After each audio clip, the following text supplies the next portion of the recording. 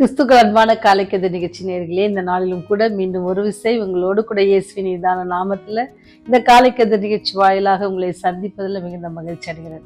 இந்த நாள் உங்களுக்கு இனிய நாளாக இருக்க ஆண்டவரத்துல நாங்கள் வேண்டிக் கொள்கிறோம். கண்டிப்பாக ஆண்டவர் உங்களுடைய நாளை சமாதானத்தின் நாளாகவும் சந்தோஷத்தின் நாளாகவும் வைத்திருப்பார் என்பதில் எந்தவித ஆட்சேபனையும் இல்லை.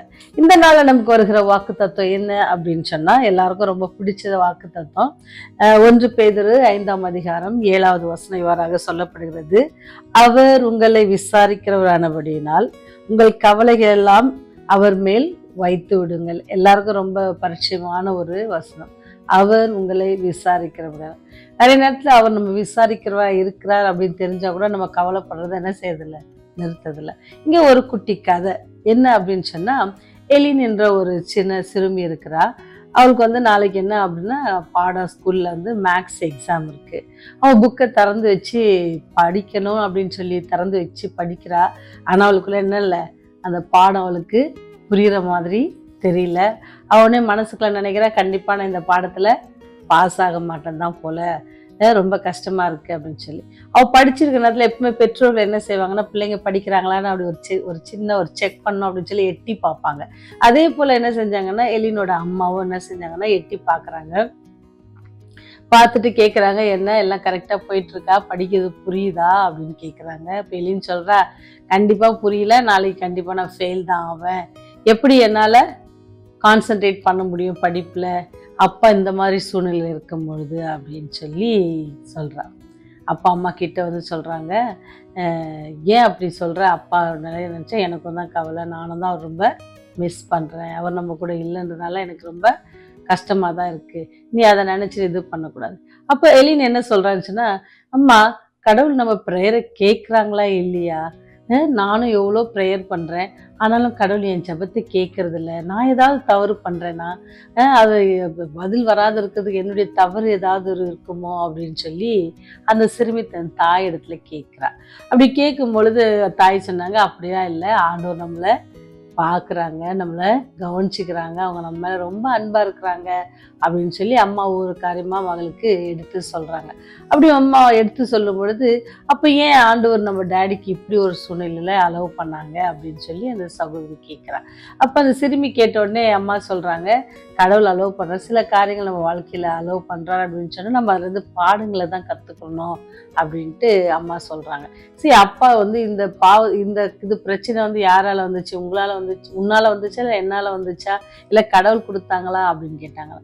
இல்லை டேடியால் தான். ஏன்னா டேடியோட தீய பழக்க வழக்கங்கள் நிமித்தம் அவர் கஷ்டப்படுறதுனால நம்ம என்ன செஞ்சுருக்கோம், ரீஹாபிலிட்டேஷன் சென்டரில் விட்டுருக்குறோம்.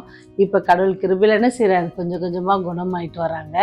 ஆனால் இதுவே அவருக்கு கடைசி தானே, கடைசி முறையான வாய்ப்பாக கூட இருக்கலாம். ஆண்டவர் என்ன செய்வார், இனிமேல் அவரை நல்வழிப்படுத்துவதற்கு ரொம்ப பிரயோஜனமாக இருக்கும். ஒருவேளை நம்ம சில காலங்கள் நம்ம பிரிந்திருந்தாலும் கூட ஆண்டவர் என்ன செய்வார், அப்பாவை நல்லா திருத்தி நம்மகிட்ட மீண்டும் தருவாருன்ற நம்பிக்கையோடு நம்ம விசுவாசத்தோட நம்ம செபிக்கணும் அப்படின்ட்டு சொல்கிறாங்களாம். அப்படி சொன்னோடனே, அப்படியே மம்மி, ஆனால் கூட எனக்கு மனசு கொஞ்சம் கஷ்டமாக இருந்துச்சு, ஆனால் நீங்கள் இப்போ என்கிட்ட பேசும்போது எனக்கு ஒரு பெரிய தெம்பு இருக்குது. அப்போ அம்மா சொல்கிறாங்க, இன்னைக்கு நீ போன வாரம் சர்ச்சில் படித்த வசனம் ஞாபகம் இருக்குதா அப்படின்னு கேட்டாங்க. அப்போ தான் அந்த அம்மா சொன்ன வசனம் தான் இன்றைக்கி நமக்கு வாக்குத்தத்தமான ஒரு வசனம். 1 பேதுரு 5:7 சொன்னதுபடி அவர் நம்மை விசாரிக்கிறான்படியினால் அவர் நம்ம, அதனால் நம்ம கவலையெல்லாம் அவர்கிட்ட சொன்னோம், நீ போன வாரம் படிச்சல, அப்போ நம்ம இப்போ என்ன செய்யணும் அப்படின்னு சொன்னால், ஆண்டவர் நம்மளை எவ்வளோ பெரிய அன்பு வச்சிருக்காரு, அதனால தானே அவருடைய சொந்த குமாரனை கூட நமக்காக மறிக்க கொடுத்தாரு அப்படிலாம் அம்மா என்ன செஞ்சாங்க, தன் மகளுக்கு சொல்லும் பொழுது அந்த சிறுமி அதை புரிந்து கொண்டு ஆண்டவருக்கு நன்றி செலுத்தி, அம்மா இப்போ நான் 2 டெஸ்ட்டையும் என்ன செய்வேன், பாஸ் ஆவேன்னு நினைக்கிறேன். என்ன டெஸ்ட் அப்படின்னு சொன்னால், என்னுடைய மேக்ஸ் டெஸ்ட்லேயும் நான் பாஸ் ஆயிடுவேன். அதே மாதிரி ஆண்டவர் நம்ம இந்த வழியை, இந்த பாதையை கடந்து செல்லும்படியாக கொடுக்குற இந்த டெஸ்ட்லையும் கூட நம்ம பாஸ் ஆகிறதுக்கு தேவன் நமக்கு உதவி செய்வார். நான் இனி படிக்கிறேன் அப்படின்னு சொல்லி அந்த சிறுமி தன்னுடைய பாட புத்தகத்தை எடுத்து படிக்க ஆரம்பிச்சாங்களாம். ஏன் சொல்கிறேன் அப்படின்னு சொன்னால், அவர் நம்மை விசாரிக்கிறவராக இருக்கிறார். அவர் விசாரிக்கிறவராக இருக்கிறதுனால நம்ம செய்யதில்லை, எதுக்குமே நம்ம கவலைப்பட தேவையில்லை. நீங்கள் பார்த்தீங்கன்னு சொன்னால், அண்ணாளுடைய கதை எல்லாருக்கும் தெரியும், வேதாகமத்தில் இருக்கிறது. வேதாகமத்தில் ஒரு அண்ணான்ற ஒரு அம்மா இருந்தாங்க. அவங்களுக்கு குழந்தை ரொம்ப நாள் இல்லை, ரொம்ப நாள் அவங்ககிட்ட குழந்தை இல்லை. அவங்க வருஷந்தோறும் போகிறப்ப என்ன செய்வாங்களாம், அந்த ஆலயத்தில் ஜெபம் பண்ணுவாங்களாம். நினச்சி பாருங்கள், ரொம்ப நாள் 10-15 வருஷமாக ஒரே காரியத்துக்காக ஆலயத்துக்கு சென்று முழங்கால் படிட்டு கண்ணீரோடு ஜெபிச்சுட்டு வந்து சரி அடுத்த வருஷம் வரும்போது இதுக்கு நம்ம நன்றி சொல்லணும் அப்படின்னு நினச்சிட்டு நம்ம வருவோம். ஒருவேளை நம்ம அவங்க அண்ணாளுக்கு வருஷம் நமக்கு வாரம் வாரம் நம்ம ஆலயங்களுக்கெல்லாம் போகிறோம்ல, அப்போ போன வாரம் ஜெபத்துக்கு இந்த வாரம் நன்றி சொல்லணும் அப்படின்னு நினச்சிட்டு வந்துட்டு இருப்போம். ஆனால் ஒரு நாளும் அந்த காரியம் நிறைவேறி இருக்காது. ஆனால் விசுவாசத்தில் என்ன செய்யலாம், அந்த அம்மா தளர்ந்து போகல. வருஷம் தோறும் அதில் இல்லை போன வருஷம் நான் பண்ணதுக்கு பதிலே கிடைக்கல, இந்த வருஷம் நான் போக மாட்டேன்னு அப்படி ஒரு வருஷமும் அவங்க நின்னதில்லை. அண்ணால் என்ன செஞ்சாங்க, எல்லா வருஷமும் அவங்க என்ன செய்கிறாங்க, போகிறாங்க, ஜெபிக்கிறாங்க. ஏன்னா கடைசி அவங்க ஜெபிக்கும் பொழுது ரொம்ப உறுச்சிதமாக ரொம்ப உறுதியாக விசுவாசத்தோடு ஜெபிப்பாங்க. நீர் எனக்கு ஆண் பிள்ளையை கொடுக்கும் பொழுது கொடுப்பீங்கன்னு சொன்னால் நான் என்ன செய்வேன், அவங்களுடைய விசுவாசத்தின் இதுவை பாருங்கள். கரெக்டாக வருஷங்கள் கடந்து போயிடுச்சு. தன்னுடைய சகோதரிகிட்ட இருந்து ரொம்ப கேவலமான வார்த்தையினால் அவங்க என்ன செய்கிறாங்க, கஷ்டப்படுறாங்க. ஆனாலும் அதன் மத்தியிலும் விசுவாசத்தை அவங்க விடலை. தொடர்ந்து என்ன செஞ்சாங்களா, ஆண்டவரை பற்றி கொண்டாங்க. ஏன்னு சொன்னால் அவங்களுக்கு தெரியும், அவர் நம்மை விசாரிக்கிறவர், அவர் நம்முடைய கவலைகள்லாம் போக்குறவர். அதனால தான் அண்ணால் தொடர்ந்து பிடிச்சிட்டு என்ன செஞ்சாங்களாம், ஜெபித்தாங்க. அப்படி ஜெபிக்கும் பொழுது ஆண்டவர்கிட்ட பொருத்தனையோடு ஜெபிக்கும் பொழுது ஆண்டவர் என்ன செஞ்சார், அவருடைய வாஞ்சையை நிறைவேற்றி கொடுத்தாங்க. அதனால் ஒரு பெரிய தீர்க்கதரிசி, நாட்கள் கடந்து போனாலும் அங்கேருந்து உற்பத்தியான காரியம் என்ன அப்படின்னா ஒரு பெரிய தீர்க்கதரிசி. சில வேளைகளில் நீங்களும் நானும் கேட்கிற ஒவ்வொரு காரியமும் நாட்கள் அதிகமாக போகிறதே பதில் இல்லையே அப்படின்னு நினைப்பீங்கன்னு சொன்னால் பெரிய காரியங்கள் இருக்கிறது.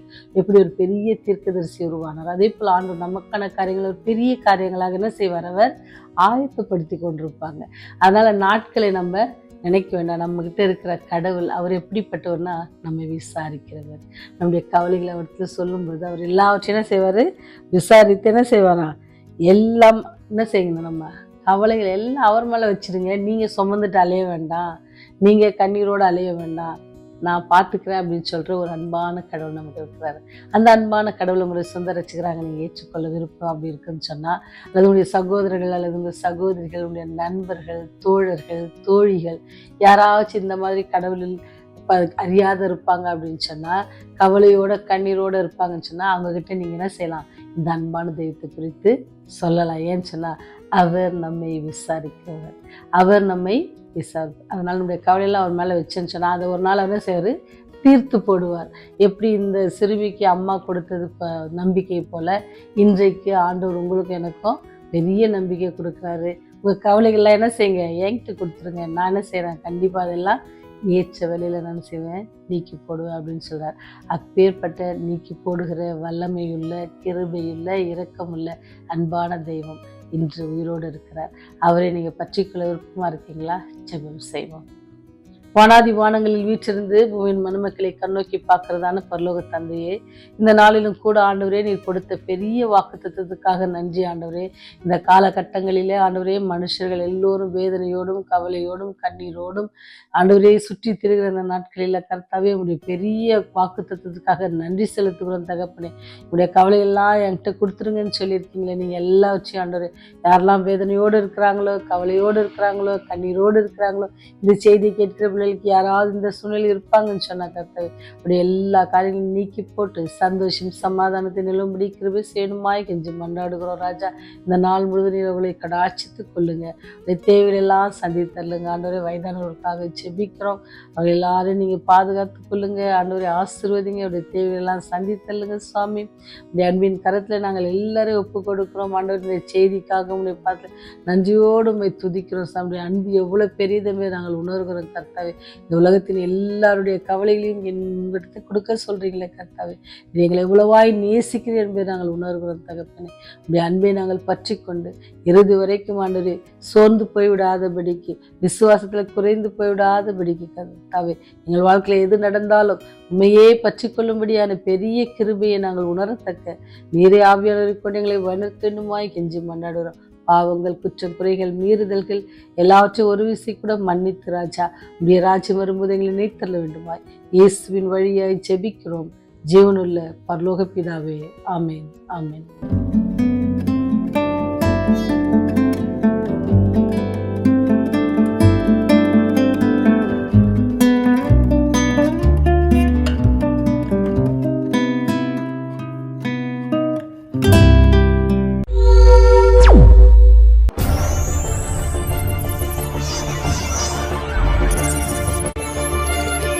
நீங்கள் பார்த்துக் கொண்டிருப்பது உங்கள் ரிவைவல் டிவி.